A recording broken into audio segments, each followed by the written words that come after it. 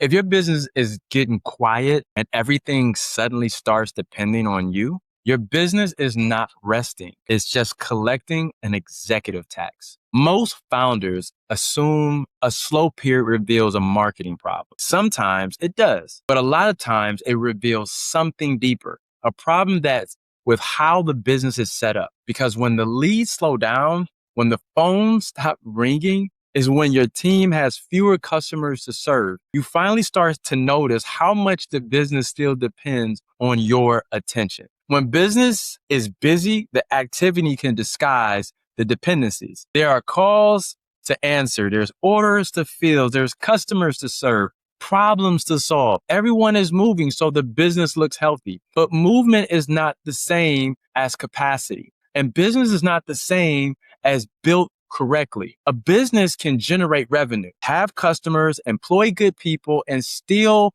design in a way that taxes the founder every single day. That tax shows up in your time, your attention, your decision-making, your relationships. It actually shows up in your ability to actually lead. And that's what I call an executive tax. This is the time and attention business takes from the owner because too many decisions and answer action still depends on them. And today, I want to help you see where that tax may be hiding inside your business. Not with motivation, of course, and not a whole bunch of another list of productivity tips. We're going to diagnose it. We're going to look at how your business is set up. And before this episode is even over, I'm going to give you one small install you can use to begin increasing capacity immediately. Let's run a quick business MRI. Now, imagine you have 5 new customers that arrive to you tomorrow. I ain't talking about next month. I'm talking about tomorrow. Where would those customers have to wait? Would they have to wait for someone to approve price? Would they have to wait for someone to explain what happens next? Would they have to wait for documents? Would they wait for employees to find the right information? Would they wait for a status update? Would they just wait because someone needs your opinion before moving forward? Or would they just simply wait on you? That is the first diagnostic. Wherever your customers, employees, or decisions consistently wait on the founder. An executive tax is usually being collected. Revenue is active, customers are active, team is active, founder dependency is high, and capacity is declining. Notice what I did not begin with, revenue. I begin with capacity because revenue can temporarily hide a capacity problem. You can sell more and still become more trapped. You can hire more people and still receive more questions. You can install more software and still become the person moving information between every system. Growth does not automatically remove an executive tax. In many businesses, growth actually multiplies it. And this is the difference between built to work versus built to think. There are 2 types of businesses that I want you to understand. A business that is built to work and a business that is built to think. A business built to work primarily focus on task execution. See, look, people know how to complete activities. They can send emails, they can update spreadsheets, they can call customers, they can create proposals. Look, they can move documents. They can have a complete checklist. The work actually gets done, but the decision-making still lives inside the founder. Now, inside of Built to Work, these are task executions. These are founder memory. This is scattered information, repeated questions, standard work that gets escalated, founder handles exceptions, and route decisions. A business built to work often relies on the founder's memory, and the founder's memory is why the price was changed. The founder's memory is what was promised to that customer. The founder remembers how difficult the situation was to handle last time. The founder remembers which employee can be trusted with a certain decision. The team can be capable, but the system does not carry enough context for the team to actually act confidently without the founder. So standard work keeps getting escalated. A routine customer question gets escalated. A pricing decision gets escalated. A missing document gets escalated. The status update gets escalated. Something the company has handled 20 times still new on the 21st time. This is a business that's built to work, and it can complete tasks, but it cannot consistently interpret what is happening and determines the next best action without relying on the owner or key people. I want you to compare this with a business that is built to think. Built to think is really centered around decision logic, system context, clear authority, known pathway, routine work handle, and only true exceptions that get escalated. A business built to think does not simply tell people what tasks to perform. It gives them the context required to make better decisions. And the business knows the customer's current stage. It knows what has already happened. It knows what information is missing. It knows who has authority. It also knows the acceptable standard, and it knows the next logical action. And it knows when a situation truly requires a human judgment. Instead of escalating everything to the founder, the system moves routines, work forward, and escalate only the exceptions. The difference is where capacity is created. The goal is not to remove people. The goal is not to automate every human interaction. The goal is to stop using valuable human judgment for work the business should already know how to handle. This is the difference between building built to work and building built to think. Now, once you understand that distinction, you can start seeing there's 3 hidden taxes inside of almost every founder-dependent business. The first is interruption tax. Do you have a sec? Someone needs a password. Someone wants you to review an email. Someone needs to answer a call before they call a customer. Someone cannot find the correct document. Someone needs approval. Each interruption may take only 2 to 3 minutes. So it feels harmless, but the true cost is not just the time spent answering. The true cost is the mental recovery. Look, you were thinking about a strategy. Then you had to stop and answer a pricing question. Now you have to reload your strategic thinking or your problem. You were preparing for maybe an important meeting. Then someone asked where the document was stored. Now you have to reconstruct your train of thought. That is an interruption tax. It fragments your attention until you spend the entire day working, but very little of that day thinking. Look, you can get 12 interruptions can quietly consume 2 hours of your day. Not because every interruption lasts 10 minutes though, but because your brain had to leave one type of work, handle another, and then find its way back. And that is before we calculate the quality of the decision making you just lost. So the second hidden tax is a speed tax. This is where founders often become the fastest person in their company. You know the client, you know the product, you know the history. You can answer the questions extremely quickly. So you do. And because you keep answering quickly, the business never develops the ability to answer without you. I call this a speed tax loop. So the founder is fast, the team asks the founder answers, the system never learns, the team asks again. Look, your speed becomes the reason the system never improves. That is the trap. The faster you rescue the business, the longer the business remains dependent on rescuing. So eventually everything begins moving at the speed of 1 to 2 people. Proposals wait, approvals wait, customers wait, employees wait, projects wait. The founder is fast, but the company becomes slow. That is considered a speed tax. Now, there is one last one, and this is my favorite because I see this often, especially because of AI is here. The human API tax. This is where you talk about emails, CRM systems, spreadsheets, team, customers, founders. Listen, a human API is a person who spends their day moving information from one place to another. A customer sends you an email. You copy that information into a project management system. That message, the team asks a question, you return to the customer, then you update the spreadsheet,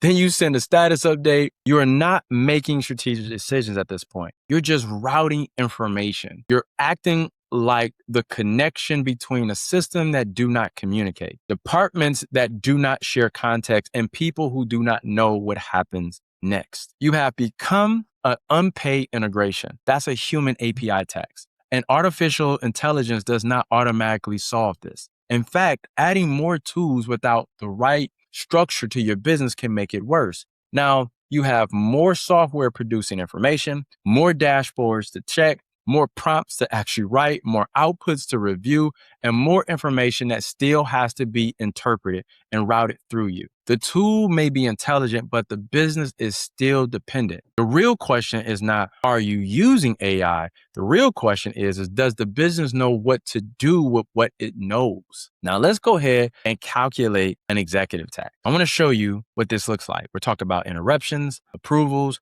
repeated questions, information routing, recovery time, founder-only decisions. If you've never calculated your executive tax before, this is where you start. Do not begin by guessing how overwhelmed you feel. That's subjective. Measure what the business is actually requiring from you. So for 1 week, I want you to track just 5 things. How many times were you interrupted? How many decisions required your approval? How many repeated questions did you answer? How much information did you manually move between people or systems? And how much time did you spend completing work that someone else could have handled if that business contained the right context? Now, in an example, you'll probably see interruptions, 14 hours, approvals, 4 hours, information routing, 6 hours, repeated questions, 3 hours, founder only tasks, 8 hours. That's totaling executive tax 35 hours. This is how a founder can work 60 hours but only have 25 hours available for actual leadership. The rest is being collected by how the business is structured. So over the next several episodes,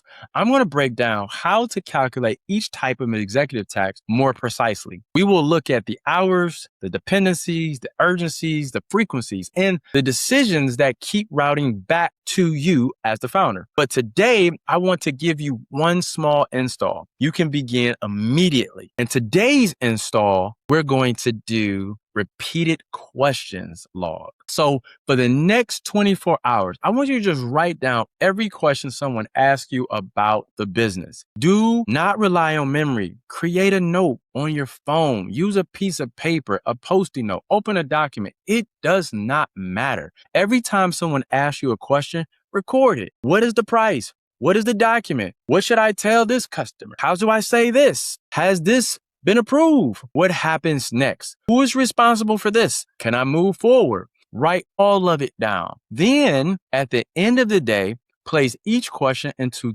3 categories: information, decisions, and authority. Now, was the person missing information? Did they lack decision logic required to determine what should happen? Or did they know what to do but lack the authority to act? Those are 3 different structural problems. If they were missing information, the business need a clear source of truth. If they lack decision logic, the business need a defined pathway. And if they lack authority, the business need a clear boundaries for what they can decide without you in the room.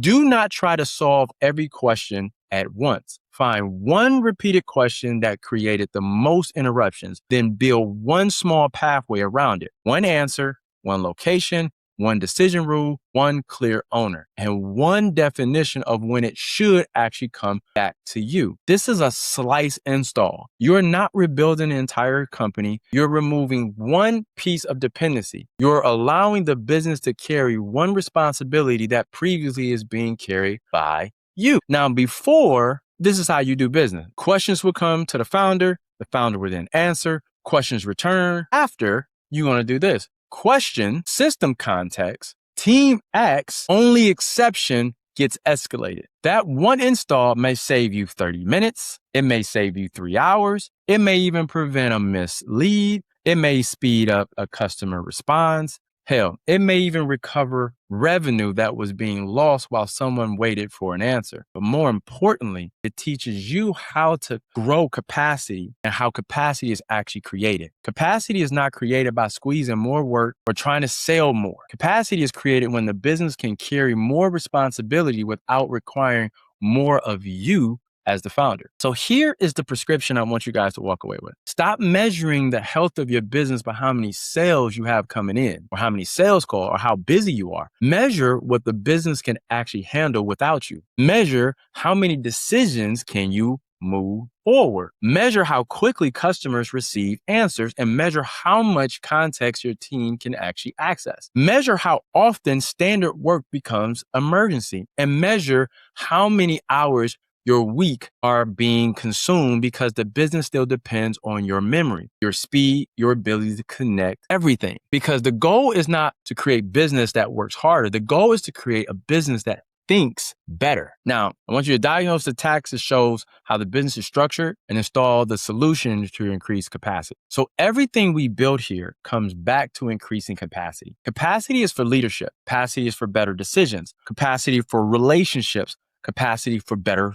stronger vision, capacity for the work only you can do, and capacity for a life that does not have to compete with the business you created. If you want to identify where your business is collecting the most executive tax, you can start with the executive tax assessment. It will help you examine where decisions, interruptions, urgency, and dependency are consuming your capacity. You will find the link below this video. But whether you take the assessment today or not, complete the repeated question install, because the questions your team keep asking are not random. They are evidence. They are showing you where the business does not yet know how to think. In the next episode, we're going to show you and take a look at an executive tax that is quietly costing a growing company hundreds of thousands of dollars. Not because the founder made one terrible decision, but because the business keep routing ordinary decisions through the most expensive person. This episode is called the $300,000 executive tax nobody talks about. Look, if you like videos like this, subscribe so when it drops, you don't miss it. The goal is not to make your business busier. The goal is to increase its capacity. And I'll see you in the next install.